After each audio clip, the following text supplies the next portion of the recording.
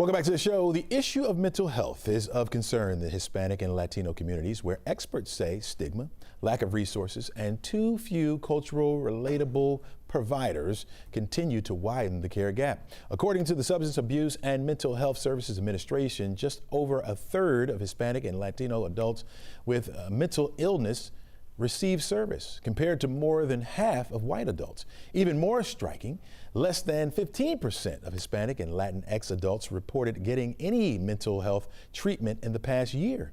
And when it comes to those living with a diagnosed mental illness, just about a third of Hispanic adults get treatment, well below the national average of 46%. Roger Rivera is a mental health nurse practitioner at Minty Suave Medical in Florida there. Welcome to the show. Thank you. Thank you for having me this morning. Absolutely. Very important topic to talk about here, and how proper mental health care differs from those in the Latino and Hispanic communities. How is it different? That's a very good question, because what we really see is the stigma behind things, right?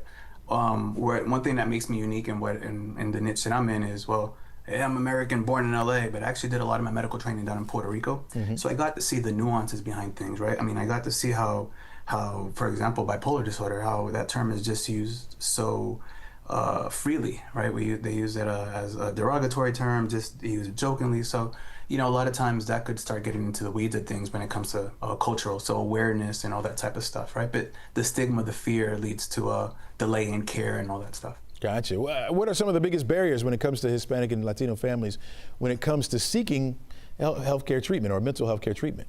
Yeah, when it comes to barriers, I mean, unfortunately, we have too many barriers, right? I think one of the biggest differences that I'm seeing a lot now is generational differences. That's a big one, right? My older generation, they tend to still be more guarded and just keep in private.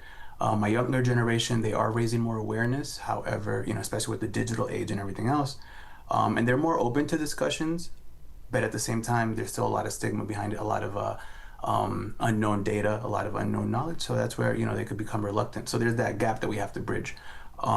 There's also the practitioners that could actually understand the culture and the language, right? Because all different types of Latin cultures are going to be a little bit different. Right, some of these things that happen might be more culturally based. Sometimes it may be because of an education component. There's always trauma and all these other things that are involved as well. But yeah, so there's definitely a lot of barriers. Yeah, we do know here in Georgia and across very many cities across the U.S., the Latino and Hispanic communities are growing. Do you think a healthcare system is prepared to meet that demand? By the numbers, I think we have a challenge, right? I mean, we've been talking about this for years. I mean, I've been now in the medical field going on 15, 16 years of training. And I mean, from bachelor's to doctorate, it's always been, those numbers keep on increasing, right? So I think it's a challenge that as a community we have yet to actually have a good grasp on. We're doing a better job. We're getting more academia out there. I'm trying to teach. I actually go on the national stage to try to teach not just clinicians, but also people within the community. So as long as there's more knowledge, more education, we might be able to meet those goals. But right now, definitely, it's a concern for all of us in the field. Yeah, you mentioned cultural stigma earlier on. Talk to me about someone that may be suffering from something like bipolar disorder, and whether they seek help or whether they just hide it. Unfortunately, far too many times, what we don't know, we can't verbalize, right? Mm-hmm. So I see it too many times where, I mean, there's different variations of this, right? Because it's a very heterogeneous, a very difficult condition to pinpoint, right? Sometimes true bipolar disorder could take 8 to 10 years in some of the older data sets to diagnose. I mean, we're talking about this is a prevalence of 2 to 4% within the adult population of bipolar disorder.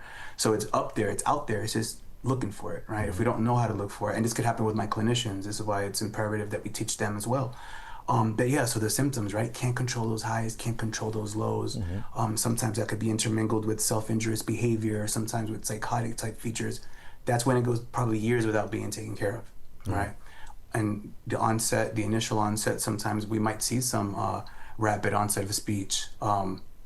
Sleep starts being more erratic. So like I tell people, you have to listen to your body, but that only comes with education, right? So talking to your provider, whether that's that primary care physician. A lot of times I talk to my primary care colleagues because they are the boots on the ground sometimes, You know, they'll have this patient that's coming in month after month for weight reasons or metabolic issues, and a lot of times it's a psychiatric part, substance with psychiatry and bipolar. All these things go together, right? So going off on a tangent there, but how do we improve it? You know, it's being more family centered and having a lot of education, finding support, right? The right support. Yeah. Roger, got 20 seconds left here. If you could change one thing about the Hispanic and Latino community when it comes to the narrative around mental health, what would it be?